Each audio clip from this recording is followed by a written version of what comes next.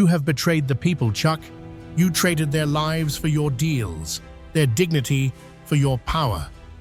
How much longer will you hide behind polished speeches while New Yorkers suffer outside these walls? The chamber fell silent. Every senator in the room turned their heads. No one expected Zohran Mamdani, a young state assemblyman invited to testify, to strike so directly at Senate Majority Leader Chuck Schumer. Yet here he was, his voice cutting through centuries of decorum like glass shattering on marble. Chuck Schumer adjusted his glasses, his face stiffening into the mask of someone who had been insulted thousands of times, but rarely so publicly, rarely so mercilessly. He leaned back in his chair, but before he could respond, Zohran raised his hand and kept going. Why do you call yourself a leader if leadership only means bending to corporate donors? Why do you speak of progress when eviction notices are piling up on doors across Queens?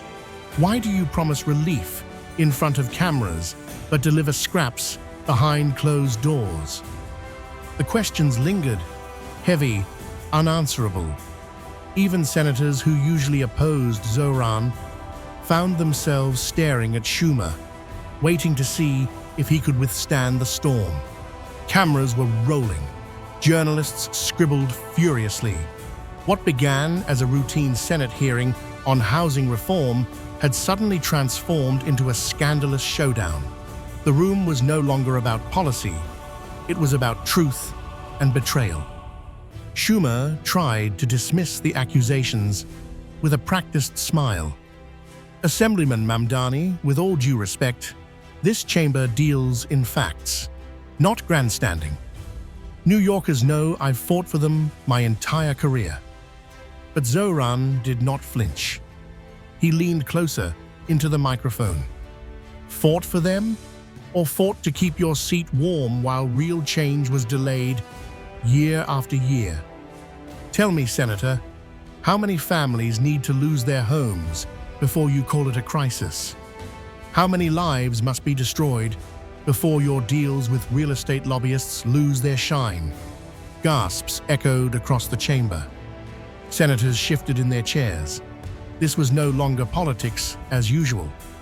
It was a public trial, staged under the bright lights of national television. And Zohran, with no prepared notes, no carefully managed script, was the prosecutor. Chuck Schumer's aides whispered nervously behind him. Cameras zoomed in on his tightening jaw. The tension in the chamber was so thick that even the clicking of journalists' pens sounded like thunder. Zohran paused, scanning the room, letting silence build its own weight. Then he delivered the line that made headlines across the country. If power means nothing more than protecting billionaires while our people are forced out of their homes, then your power is a curse, not a blessing. The room exploded, some with applause, others with outrage. Reporters rushed to the hallways to file breaking alerts. Senators whispered furiously to one another, already framing the scandal in their minds. And the audience watching live on television? They leaned forward, hungry for what would come next. A clash was unfolding that would either shatter Zohran Mamdani's career or make him a hero. As the noise swelled, Zohran raised his voice once more. So, Senator Schumer, tell us, what matters more to you? The people who sent you here, or the corporations who bought your silence? The question hung like a blade in the air, daring him to answer. Viewers watching online felt the electricity of the moment. Many rushed to social media, some to defend Schumer, many more to share Zohran's words. Comment sections exploded. And if you're watching this now, what do you think? Has power in America lost its soul? Tell us in the comments below. And don't forget, subscribe if you want more stories that reveal the truth behind the polished walls of politics. Chuck Schumer finally leaned forward, gripping the microphone as if it were a lifeline. His voice was steady, but his eyes betrayed something else: irritation, maybe fear. Assemblyman Mamdani, it is easy to throw accusations. It is easy to perform outrage in front of cameras. But leadership requires compromise. Leadership requires patience.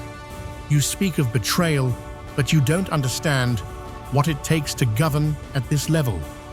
The words rolled across the chamber, rehearsed and polished. For a moment, the room seemed to steady itself. Senators who had been whispering leaned back, sensing Schumer was trying to reclaim control. But Zohran Mamdani did not sit quietly. He shook his head slowly, his expression almost incredulous. "Patience?" Zohran's voice rose again, clear and sharp.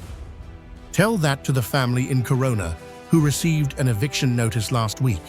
Tell that to the single mother in Jackson Heights who works 3 jobs and still can't afford rent. Should they wait for your patience to run out? Should they wait for your compromises to trickle down into their empty refrigerators?" The chamber stirred once again. Senators glanced at one another, sensing the exchange was no longer simply political. It was moral. A battle of narratives was unfolding. Patience versus urgency. Compromise versus conviction. Schumer adjusted his glasses once more, a small tick that revealed how unsettled he was. "You don't understand the realities of power," he snapped. "Change requires deals. Deals require negotiation.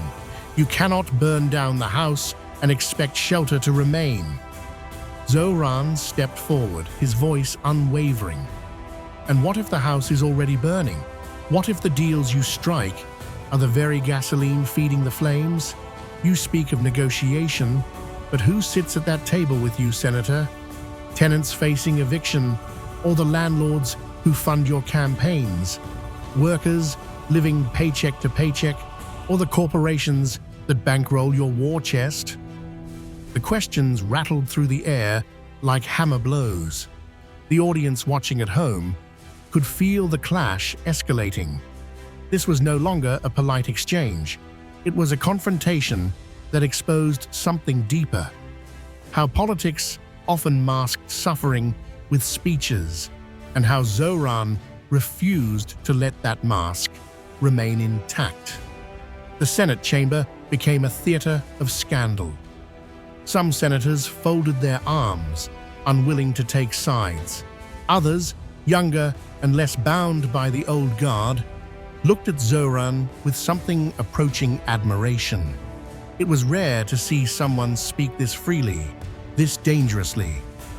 Schumer, sensing his authority slipping, leaned forward with force. "Assemblyman, you accuse me of serving corporations. That is a lie. I have fought tirelessly for relief packages, for renter protections, for working families. Your theatrics today do nothing but divide us when unity is what we need." Zohran did not blink. He replied softly at first, his voice almost calm, but every word was sharper than steel. "Unity without justice is just silence. Relief packages without courage are band-aids on open wounds, and protection without enforcement is a promise as empty as an abandoned home." The chamber stilled again. No one had expected the young assemblyman to strike so relentlessly. It was becoming clear that this was not just a disagreement, it was a scandal unfolding in real time. Schumer, the face of establishment politics, was being stripped bare under the relentless questions of a man who refused to bend. Journalists whispered to each other, was this the beginning of a shift? Could Zohran Mamdani, once seen as an outsider, suddenly become the voice that shook the establishment? The cameras caught every flicker of emotion, every bead of sweat forming on Schumer's brow, every piercing stare from Zohran. The scandal was no longer just about housing reform. It was about who truly represented the people. And as the nation watched, Zohran pressed the attack once more. Senator, history will remember this moment. It will remember whether you stood with the people or hid behind excuses. It will remember whether you faced the truth or ran from it. The silence that followed was deafening. Even Schumer's closest allies knew that no prepared statement could erase what had just been said. For viewers online, the comments poured in. Zohran speaks the truth. Schumer is cornered. Finally, someone fearless in that chamber. And if you're watching this now, ask yourself, who do you believe? The senator who speaks of patience, or the man demanding justice today? Leave your thoughts below, and make sure you subscribe, because this battle is only growing more intense. The chamber lights felt hotter now, as if the confrontation itself was heating the air. Chuck Schumer tightened his grip on the desk, his polished composure beginning to crack under the relentless barrage. "Assemblyman Mamdani," he said, his voice rising, "you act as though the world bends to your outrage. But you've never sat in this seat. You've never had to carry the burden of the entire nation's expectations. You speak as if morality alone solves problems. But without strategy, without alliances, morality is just noise." His words drew nods from some senators, especially the older guard, who had built their careers on backroom deals and political maneuvering. For a moment, it seemed like Schumer was reclaiming the authority that Zohran's fire had shaken. But Zohran stepped closer to the microphone, his expression unshaken. His response came not in anger, but in calm clarity. "Noise? Is it noise when a father begs his landlord for one more week before the locks are changed? Is it noise when a child's bed becomes the backseat of a car? Is it noise when an elderly woman loses the apartment she has lived in for 40 years because she can't keep up with rising rents? Senator, the people's cries are not noise. They are the truth you have refused to hear." The chamber went still again. Even those who had nodded at Schumer shifted uncomfortably. Zohran's words cut deeper because they did not come wrapped in strategy or political caution. They came raw, human, undeniable. Schumer leaned back, clearly irritated. He waved his hand dismissively. "Your passion blinds you. You think shouting in this chamber changes reality. It doesn't. Real change requires patience, compromise, the long game." Zohran's voice rose once more, but it carried a quiet intensity that silenced the room. "Compromise? Tell me, Senator, how many compromises have been made on the backs of working people? How many times has the long game meant short lives for those who could not wait? The rent crisis does not wait. Hunger does not wait. Eviction does not wait. Only politicians do." The words struck like thunder, and this time the chamber erupted, not with gasps, but with clapping. A small group of young senators, sitting near the back, had begun to applaud openly. It was an extraordinary breach of decorum, but they did not care. The sound spread quickly, joined by murmurs of agreement. Schumer froze, his authority visibly eroding. For the first time, the majority leader looked like a man on the defensive, struggling not against one assemblyman, but against the weight of truth gathering around him. Reporters raced to file updates. Extraordinary clash on Senate floor. Zohran Mamdani challenges Schumer in heated housing debate. Clips of Zohran's words began to circulate online before the hearing even ended, each one turning into a viral spark. Schumer attempted one final retort. "If you think tearing me down will solve anything, you are mistaken. Leadership is not about spectacle. Leadership is about results." Zohran stepped forward, his voice clear and unflinching. "Then show us the results, Senator. Show us the families who are safe because of your deals. Show us the communities that are thriving because of your patience. Show us the victories for tenants, not for developers.